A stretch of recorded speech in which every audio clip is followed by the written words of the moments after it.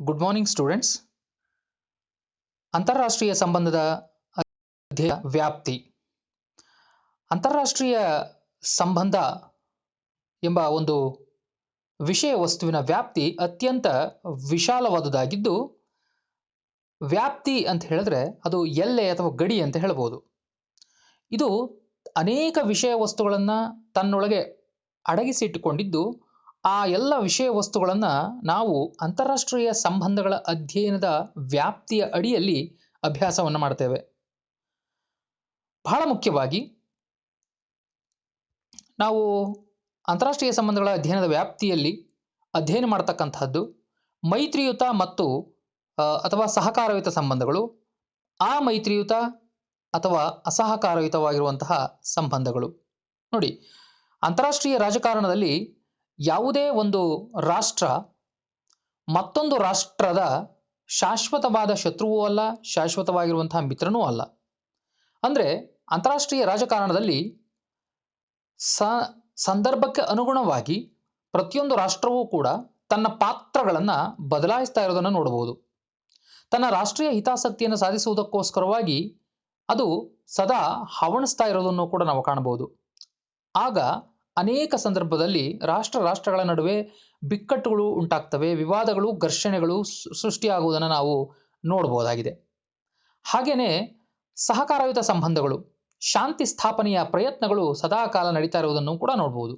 ಅಂತಾರಾಷ್ಟ್ರೀಯ ಸಂಬಂಧಗಳ ಅಧ್ಯಯನದ ವ್ಯಾಪ್ತಿಯಲ್ಲಿ ನಾವು ರಾಷ್ಟ್ರಗಳ ನಡುವೆ ಇರುವಂತಹ ಸ್ನೇಹಯುತ ಸಂಬಂಧಗಳನ್ನೂ ಕೂಡ ಅಭ್ಯಾಸ ಮಾಡ್ತೇವೆ. ಅದರ ಜೊತೆಯಲ್ಲಿ ಶತ್ರುತ್ವದ ಸಂಬಂಧಗಳನ್ನೂ ಕೂಡ ನಾವು ಅಭ್ಯಾಸವನ್ನು ಮಾಡ್ತೇವೆ.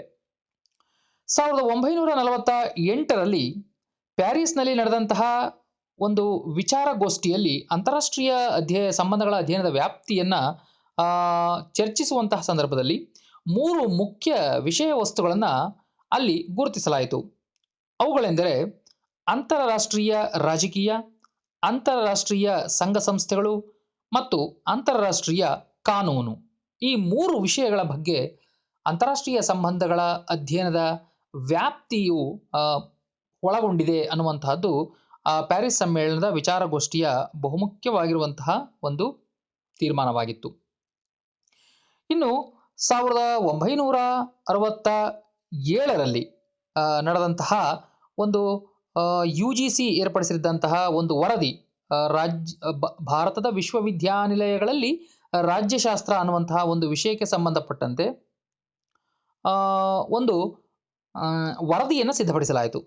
ಆ ಒಂದು ವರದಿಯಲ್ಲಿ ಅಂತಾರಾಷ್ಟ್ರೀಯ ಸಂಬಂಧಗಳ ಅಧ್ಯಯನದ ವಿಷಯ ವ್ಯಾಪ್ತಿಗೆ ಬಹುಮುಖ್ಯವಾಗಿ 5 ಅಂಶಗಳನ್ನು ಏನು ಮಾಡಲಾಯಿತು, ಸೇರಿಸಲಾಯಿತು ಅಥವಾ ಗುರುತಿಸಲಾಯಿತು. ಅವುಗಳೆಂದರೆ ಅಂತಾರಾಷ್ಟ್ರೀಯ ಕಾನೂನು, ಅಂತಾರಾಷ್ಟ್ರೀಯ ಆಡಳಿತ, ನ್ಯಾಯ ಅಥವಾ ಧರ್ಮದರ್ಶಿ ವ್ಯವಸ್ಥೆ, ಅದನ್ನು ಇಂಗ್ಲಿಷ್ ನಾವು ಟ್ರಸ್ಟಿಶಿಪ್ ಅಂತ ಹೇಳಿ ಕರಿಬೋದು, ಟ್ರಸ್ಟಿಶಿಪ್ ಸಿಸ್ಟಮ್ ಅಂತ.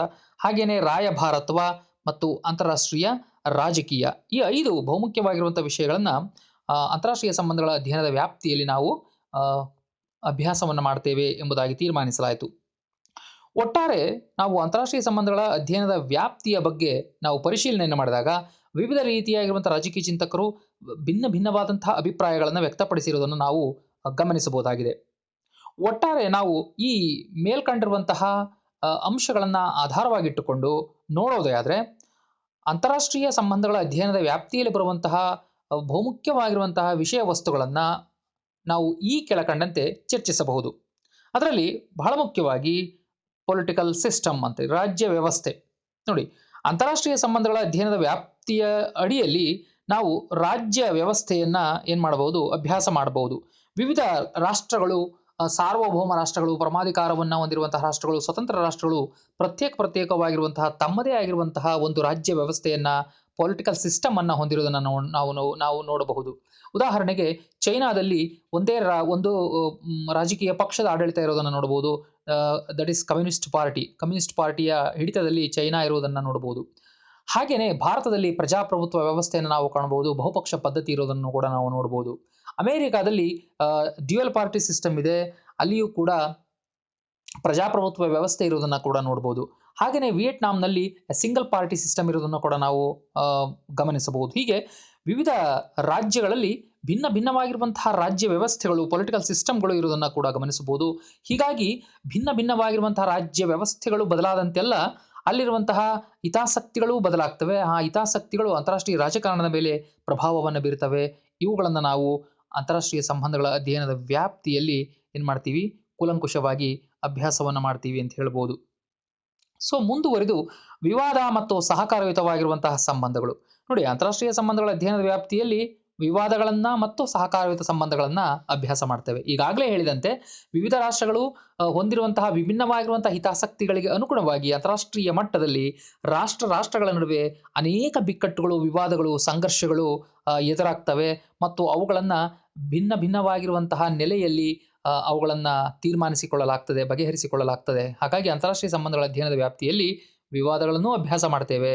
ಹಾಗೇನೇ ಸಹಕಾರಯುತ ಸಂಬಂಧಗಳನ್ನು ಕೂಡ ಅಭ್ಯಾಸ ಮಾಡ್ತೇವೆ. ಇನ್ನು ಬಹಳ ಮುಖ್ಯವಾಗಿ ರಾಯಭಾರತ್ವ. ನಮಗೆ ಗೊತ್ತಿದೆ, ಎಲ್ಲಿ ರಾಯಭಾರತ್ವ ಕೊನೆಗೊಳ್ಳುತ್ತದೆಯೋ ಅಲ್ಲಿ ಯುದ್ಧ ಆರಂಭವಾಗ್ತದೆ ಅಂಥೇಳಿ. ರಾಯಭಾರತ್ವ ಅಂತಾರಾಷ್ಟ್ರೀಯ ಸಂಬಂಧಗಳನ್ನ, ಬಿಕ್ಕಟ್ಟುಗಳನ್ನ, ವಿವಾದಗಳನ್ನ ಅಂತ್ಯಗೊಳಿಸುವಲ್ಲಿ, ಶಾಂತಿ ಸ್ಥಾಪನೆಯಲ್ಲಿ ಬಹಳ ಮುಖ್ಯವಾದಂತಹ ಪಾತ್ರವನ್ನು ವಹಿಸ್ತದೆ.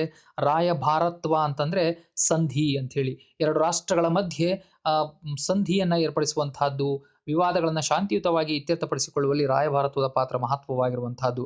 ಹಾಗಾದರೆ ರಾಯಭಾರತ್ವ ಅಂದ್ರೇನು? ರಾಯಭಾರತ್ವದ ಇತಿಹಾಸ ಎಂಥದ್ದು? ರಾಯಭಾರಿಗಳಿಗೆ ನೀಡಲಾಗಿರುವಂತಹ ವಿವಿಧ ಸೌಲಭ್ಯಗಳು ಯಾವ ರೀತಿಯಲ್ಲಿ ಇವೆ ಅನ್ನುವಂತಹದ್ದು. ರಾಯಭಾರಿಗಳು ಏನಿದ್ದಾರೆ ಅವರ ಒಂದು ಚಾಣಾಕ್ಷತೆ ಅಂತಕ್ಕಂಥದ್ದು ಅಂತಾರಾಷ್ಟ್ರೀಯ ಸಂಬಂಧಗಳನ್ನ ಸುಧಾರಿಸುವಲ್ಲಿ ಹೇಗೆ ಉಪಯುಕ್ತವಾಗ್ತದೆ, ಇವುಗಳ ವಿಷಯಗಳ ಬಗ್ಗೆ ಕೂಡ ನಾವು ಅಂತಾರಾಷ್ಟ್ರೀಯ ಸಂಬಂಧಗಳ ಅಧ್ಯಯನದ ವ್ಯಾಪ್ತಿಯ ಅಡಿಯಲ್ಲಿ ಅಭ್ಯಾಸವನ್ನ ಮಾಡ್ತೇವೆ. ಇನ್ನು ಮುಂದುವರೆದು ನಾವು ನೋಡೋದಾದ್ರೆ ಅಧಿಕಾರ ಅಥವಾ ಶಕ್ತಿ ಅಂತ. ಅಂದ್ರೆ ಅಂತಾರಾಷ್ಟ್ರೀಯ ರಾಜಕಾರಣ ಅಂತ ಹೇಳಿದ್ರೇನೆ ಅದು ಒಂದು ರೀತಿಯ ಶಕ್ತಿಗಾಗಿ ನಡೆಸುವಂತಹ ಒಂದು ಹೋರಾಟ ಅಂತ ಹೇಳ್ತಾನೆ ಹ್ಯಾನ್ಸ್ ಮಾರ್ಗೆಂತೋ ಅಂತಕ್ಕಂಥವನು. ಅಂದ್ರೆ ಶಕ್ತಿ ರಾಜಕಾರಣ. ಪ್ರತಿಯೊಂದು ರಾಷ್ಟ್ರವೂ ಕೂಡ ತನ್ನ ರಾಷ್ಟ್ರೀಯ ಶಕ್ತಿಯನ್ನು ಹೆಚ್ಚಿಸಿಕೊಳ್ಳಿಕ್ಕೆ ಪ್ರಯತ್ನವನ್ನ ಮಾಡ್ತಾ ಇರ್ತವೆ, ಅಥವಾ ಮತ್ತೊಂದು ರಾಷ್ಟ್ರದ ರಾಷ್ಟ್ರೀಯ ಶಕ್ತಿಯನ್ನ ಕಡಿಮೆಗೊಳಿಸಲಿಕ್ಕೆ ಪ್ರಯತ್ನವನ್ನ ಮಾಡ್ತಾ ಇರ್ತವೆ. ಇಂಥ ಒಂದು ರಾಷ್ಟ್ರೀಯ ಶಕ್ತಿ ಅಥವಾ ಅಧಿಕಾರಕ್ಕಾಗಿ ನಡೆಯುವಂತಹ ಒಂದು ಹೋರಾಟ, ಈ ಒಂದು ಹೋರಾಟವನ್ನು ಕುರಿತು ಕೂಡ ನಾವು ಅಂತಾರಾಷ್ಟ್ರೀಯ ಸಂಬಂಧಗಳ ಅಧ್ಯಯನದ ವ್ಯಾಪ್ತಿಯಲ್ಲಿ ಅಡಿಯಲ್ಲಿ ನಾವು ಅಭ್ಯಾಸವನ್ನ ಮಾಡ್ತೇವೆ. ಹಾಗೇನೆ ಮುಂದುವರೆದು ಬಹಳ ಮುಖ್ಯವಾಗಿ ಅಂತಾರಾಷ್ಟ್ರೀಯ ಕಾನೂನು. ನೋಡಿ, ಅಂತಾರಾಷ್ಟ್ರೀಯ ಕಾನೂನು ರಾಷ್ಟ್ರದ ನಡವಳಿಕೆಗಳನ್ನ, ವರ್ತನೆಗಳನ್ನ, ಬಾಹ್ಯ ಚಟುವಟಿಕೆಗಳನ್ನ ನಿಯಂತ್ರಿಸುವಂತಹ ನಿಯಮಗಳೇ ಅಂತಾರಾಷ್ಟ್ರೀಯ ಕಾನೂನು. ಅಂತಾರಾಷ್ಟ್ರೀಯ ಕಾನೂನುಗಳು ಅಸ್ತಿತ್ವದಲ್ಲಿ ಇರೋದ್ರಿಂದಾನೇ ವಿಶ್ವದಲ್ಲಿ ಶಾಂತಿ ಅಂತಕ್ಕಂಥದ್ದು ನೆಲೆಸಿದೆ. ಅನೇಕ ಬಿಕ್ಕಟ್ಟುಗಳನ್ನ, ಯುದ್ಧದ ಸಂದರ್ಭಗಳನ್ನ ಅಂತಾರಾಷ್ಟ್ರೀಯ ಕಾನೂನಿನ ಮೂಲಕವಾಗಿ ನಾವು ಏನ್ ಮಾಡ್ತಾ ಇದ್ದೀವಿ ಅಂತ ಹೇಳಿದ್ರೆ ಬಗೆಹರಿಸ್ತಾ ಇದ್ದೀವಿ. ರಾಷ್ಟ್ರದ ನಡವಳಿಕೆಗಳನ್ನು ಕೂಡ ಅಂತಾರಾಷ್ಟ್ರೀಯ ಕಾನೂನುಗಳನ್ನ ಅಡಿಯಲ್ಲಿಯೇ ನಾವು ನಿಯಂತ್ರಣ ಮಾಡ್ತಾ ಇದ್ದೇವೆ. ಇಂತಹ ಒಂದು ಅಂತಾರಾಷ್ಟ್ರೀಯ ಕಾನೂನಿನ ಆ, ಬಗ್ಗೆ ಕೂಡ ನಾವು ಅಂತಾರಾಷ್ಟ್ರೀಯ ಸಂಬಂಧಗಳಲ್ಲಿ ಅಭ್ಯಾಸವನ್ನು ಮಾಡ್ತೇವೆ. ಹಾಗೇನೆ ಅಂತಾರಾಷ್ಟ್ರೀಯ ಸಂಘಟನೆಗಳು. ನೋಡಿ, ಅಂತಾರಾಷ್ಟ್ರೀಯ ಸಂಘಟನೆಗಳನ್ನ ಅನೇಕ ಅಂತಾರಾಷ್ಟ್ರೀಯ ಮಟ್ಟದ ಆರ್ಥಿಕ, ಮಿಲಿಟರಿ, ತಾಂತ್ರಿಕ ಬೇರೆ ಬೇರೆ ದೃಷ್ಟಿಕೋನದಿಂದ ನೋಡೋದಾದ್ರೆ ಭಿನ್ನ ಭಿನ್ನವಾಗಿರುವಂತಹ ಮಿಲಿಟರಿ ಸಂಘಟನೆಗಳು ಪ್ರಸ್ತುತ ಅಸ್ತಿತ್ವದಲ್ಲಿ ಇರೋದನ್ನು ನೋಡಬಹುದು. For example SAARC, south Asian association of regional cooperation ಅಂತ ಹೇಳಿ ಕರಿತೀವಿ. ಹಾಗೇನೆ association of south east Asian nation ಅಥವಾ ಆಸಿಯಾನ್ ಅಂತ ಹೇಳಿ ಕೂಡ ಕರಿಬಹುದು. ಹಾಗೇನೆ ವಿಶ್ವಸಂಸ್ಥೆ ಅಂತಕ್ಕಂಥದ್ದು ಕೂಡ ಬಹುಮುಖ್ಯವಾಗಿರುವಂತಹ ಮತ್ತೊಂದು ಅಂತಾರಾಷ್ಟ್ರೀಯ ಮಟ್ಟದ ಒಂದು ವಿಶಾಲವಾಗಿರುವಂತಹ ಒಂದು ಇಟ್ ಇಸ್ ಕಾಂಪ್ರಹೆನ್ಸಿವ್ ಅಂತ ಹೇಳಿ ಕರಿಬಹುದು. ಒಂದು ವಿಶ್ವ ಸರ್ಕಾರ ಅಂತ ಹೇಳಿ ಕರಿಬಹುದು. ಅಂತಹ ಒಂದು ಸಂಘಟನೆ ಅಸ್ತಿತ್ವದಲ್ಲಿದೆ. ಅದರ ಬಗ್ಗೆ ನಾವು ಅಲ್ಲಿ ಅಭ್ಯಾಸವನ್ನು ಮಾಡ್ತೀವಿ. ಹಾಗೇನೆ ನಾರ್ತ್ ಅಟ್ಲಾಂಟಿಕ್ ಟ್ರೀಟಿ ಆರ್ಗನೈಸೇಷನ್ ಅಂತ ಹೇಳಿ ಕರಿತೀವಿ. ದಟ್ ಇಸ್ ಕಾಲ್ಡ್ ನ್ಯಾಟೋ ಅಂತ ಹೇಳಿ ಕರಿಬಹುದು. ಸೊ ಇತ್ತೀಚೆಗೆ ಅನೇಕ ಅಂತಾರಾಷ್ಟ್ರೀಯ ಮಟ್ಟದ ಸಂಘಟನೆಗಳು, ಮತ್ತಷ್ಟು ಸಂಘಟನೆಗಳು ಹುಟ್ಟಿರೋದನ್ನ ಅಥವಾ ಬೆಳಕಿಗೆ ಬಂದಿರೋದನ್ನ, ವ್ಯಾಪಕವಾಗಿ ಬೆಳೀತಾ ಇರೋದನ್ನು ಕೂಡ ನಾವು ಅಭ್ಯಾಸವನ್ನ ಮಾಡ್ತೇವೆ. ಇವೆಲ್ಲವುಗಳು ಕೂಡ ಅಂತಾರಾಷ್ಟ್ರೀಯ ಸಂಘಟನೆಗಳ ಬಗ್ಗೆ, ಅವುಗಳ ಒಂದು ಜನನ, ಅವುಗಳ ಉದ್ದೇಶಗಳು, ಅವುಗಳ ಕಾರ್ಯ ಸಾಧನೆ, ಇವುಗಳ ಬಗ್ಗೆ ನಾವು ಅಂತಾರಾಷ್ಟ್ರೀಯ ಸಂಬಂಧಗಳಲ್ಲಿ ವ್ಯಾಪಕವಾಗಿ ಅಧ್ಯಯನವನ್ನು ಮಾಡ್ತೇವೆ. ಇನ್ನು ಬಹಳ ಮುಖ್ಯವಾಗಿ ಅಂತಾರಾಷ್ಟ್ರೀಯ ಸಂಬಂಧಗಳಲ್ಲಿ ನಾವು ಅಭ್ಯಾಸ ಮಾಡುವಂಥದ್ದು ಬಿಕ್ಕಟ್ಟುಗಳ ನಿರ್ವಹಣೆ ಮತ್ತು ಪರಿಹಾರ ಅಂತ. ಅಂದ್ರೆ ಈ ಅಂತಾರಾಷ್ಟ್ರೀಯ ಸಂಬಂಧಗಳಲ್ಲಿ, ಅಂತಾರಾಷ್ಟ್ರೀಯ ರಾಜಕಾರಣದಲ್ಲಿ ಸಹಜವಾಗಿಯೇ ರಾಷ್ಟ್ರಗಳ ನಡುವೆ ಬಿಕ್ಕಟ್ಟುಗಳು, ವಿವಾದಗಳು ಉದ್ಭವವಾಗ್ತಕ್ಕಂಥದ್ದು ಸರ್ವೇ ಸಾಮಾನ್ಯ.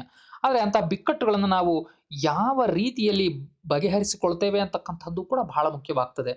ಅಂತಹ ಒಂದು ಬಿಕ್ಕಟ್ಟುಗಳನ್ನ, ವಿವಾದಗಳನ್ನ ಶಾಂತಿಯುತವಾಗಿ ಇತ್ಯರ್ಥಪಡಿಸಿಕೊಳ್ಳುವಂತಹ ವಿಧಾನಗಳು ಯಾವುದು, ಇವುಗಳ ಬಗ್ಗೆ ನಾವು ಅಂತಾರಾಷ್ಟ್ರೀಯ ಸಂಬಂಧಗಳ ಅಧ್ಯಯನದ ವ್ಯಾಪ್ತಿಯಲ್ಲಿ ಅಭ್ಯಾಸವನ್ನ ಮಾಡ್ತೇವೆ.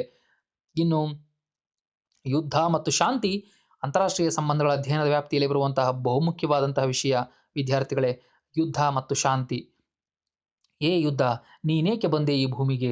ಮಾನವ ಕುಲವನ್ನ ಸರ್ವನಾಶಗೊಳಿಸುವಂತಹ ಒಂದು ನಿಟ್ಟಿನಲ್ಲಿ ಯುದ್ಧ ಪ್ರಮುಖ ಪಾತ್ರವನ್ನು ವಹಿಸುತ್ತದೆ. ನೋಡಿ, ಯುದ್ಧ ಸಾಮಗ್ರಿಗಳನ್ನ ನಾವು ಮಾನವ ಕುಲ ಅಂತಕ್ಕಂಥದ್ದು ಅಥವಾ ಅಣ್ವಸ್ತ್ರಗಳನ್ನ ಮಾನವ ಕುಲ ಅಂತಕ್ಕಂಥದ್ದೇ ಸೃಷ್ಟಿ ಮಾಡಿರುವಂತಹದ್ದು. ಯಾವ ಅಣ್ವಸ್ತ್ರಗಳು ಮಾನವನಿಂದ ಸೃಷ್ಟಿಯಾಗಿದೆಯೋ ಅಂಥ ಮಾನವ ಅಣ್ವಸ್ತ್ರಗಳನ್ನ ನಾಶಪಡಿಸದೆ ಹೋದ್ರೆ ಮುಂದೊಂದು ದಿನ ಅವೇ ಅಣ್ವಸ್ತ್ರಗಳು ಮಾನವನ ಕುಲವನ್ನೇ ನಿರ್ನಾಮ ಮಾಡ್ತವೆ ಅಂತಕ್ಕಂಥದ್ದು. ಅಂತಾರಾಷ್ಟ್ರೀಯ ಮಟ್ಟದಲ್ಲಿ ಶಾಂತಿಯನ್ನ ನೆಲೆಸಬೇಕಾಗ್ತದೆ. ಅಂತಾರಾಷ್ಟ್ರೀಯ ಮಟ್ಟದಲ್ಲಿ ಯುದ್ಧಗಳನ್ನ ಕೊನೆಗೊಳಿಸಬೇಕಾಗ್ತದೆ. ಯುದ್ಧ ಮುಕ್ತ ರಾಷ್ಟ್ರವನ್ನ, ಭಯಮುಕ್ತ ರಾಷ್ಟ್ರವನ್ನ ಕಟ್ಟಬೇಕಾಗಿದೆ, ನಿರ್ಮಾಣ ಮಾಡಬೇಕಾಗಿದೆ.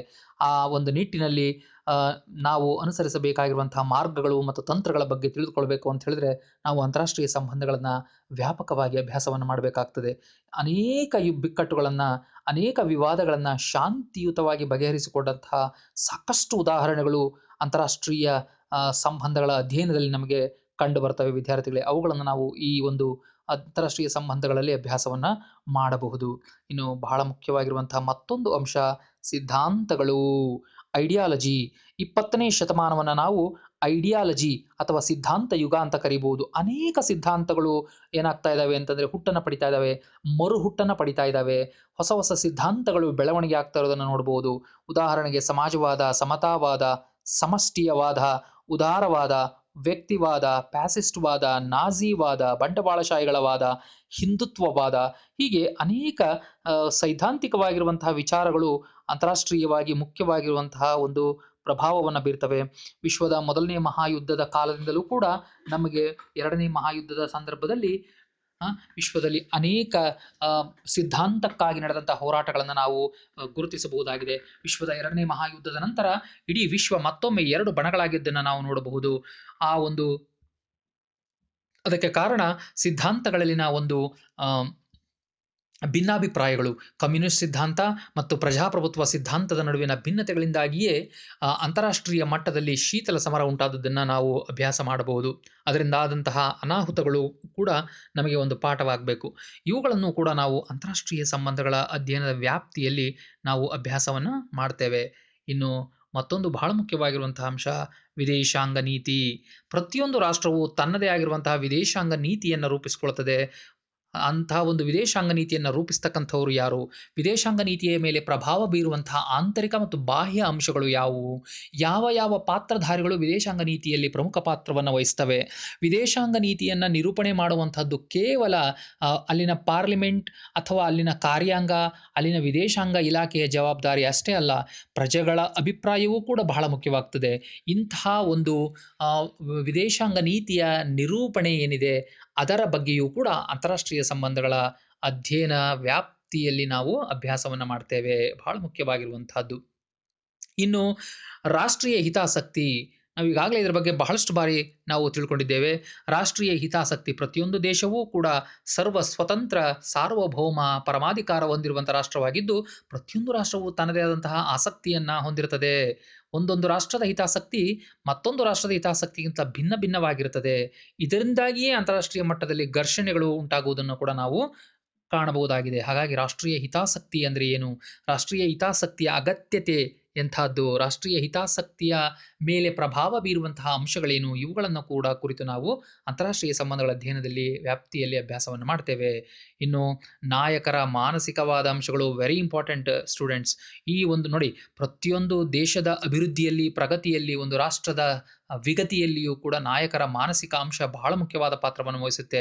ನೀವು ಗಮನಿಸಬಹುದು, ಮೊದಲನೇ ಮಹಾಯುದ್ಧದ ನಂತರದಲ್ಲಿ ಬಂದಂತಹ ಜರ್ಮನಿಯ ಸರ್ವಾಧಿಕಾರಿ ಹಿಟ್ಲರ್ನ ಮಾನಸಿಕ ಸ್ಥಿತಿ ಹೇಗಿತ್ತು, ಹಾಗೇನೆ ಇಟಲಿಯ ಫ್ಯಾಸಿಸ್ಟ್ ನಾಯಕನಾದಂತಹ ಮುಸೋಲಿನಿಯ ಮಾನಸಿಕ ಸ್ಥಿತಿಯಂತಹದ್ದು. ಆ ಇಬ್ಬರು ನಾಯಕರುಗಳ ಮಾನಸಿಕ ಸ್ಥಿತಿಯಿಂದಾಗಿಯೇ ಎರಡನೇ ಮಹಾಯುದ್ಧ ನಡೀತು ಅನ್ನೋದನ್ನು ನಾವು ಗಮನದಲ್ಲಿಟ್ಕೊಳ್ಬೇಕಾಗುತ್ತೆ.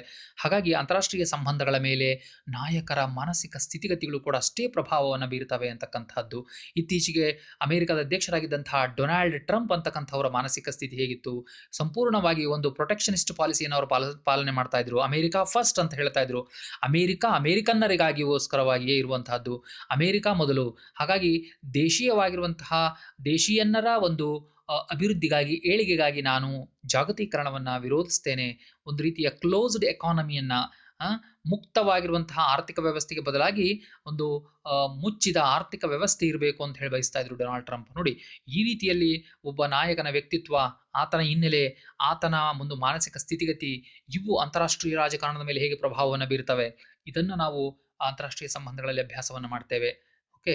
ಸೊ ಬಹಳ ಮುಖ್ಯವಾಗಿರುವಂತಹ ಅಂಶಗಳು ಇವು ಎಲ್ಲವನ್ನೂ ಕೂಡ ನಾವು ಅಂತಾರಾಷ್ಟ್ರೀಯ ಸಂಬಂಧಗಳ ಅಧ್ಯಯನದ ವ್ಯಾಪ್ತಿಯಲ್ಲಿ ಅಭ್ಯಾಸವನ್ನು ಮಾಡ್ತೇವೆ. ಹಾಗೇನೆ ನಿಶಸ್ತ್ರೀಕರಣ ಮತ್ತು ಶಸ್ತ್ರಾಸ್ತ್ರಗಳ ನಿಯಂತ್ರಣ.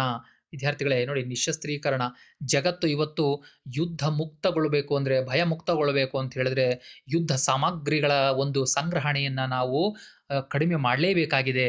ಶಸ್ತ್ರ ನಿಯಂತ್ರಣವನ್ನ ಮಾಡಲೇಬೇಕಾಗಿದೆ. ಹಾಗಾದಾಗ ಮಾತ್ರ ನಾವು ವಿಶ್ವವನ್ನ ಯುದ್ಧ ಮುಕ್ತಗೊಳಿಸಬಹುದು. ಈ ನಿಟ್ಟಿನಲ್ಲಿ ಅನೇಕ ಒಪ್ಪಂದಗಳು ಏನಾಗಿದ್ದಾವೆ, ಸಹಿ ಹಾಕಲ್ಪಟ್ಟಿದ್ದಾವೆ.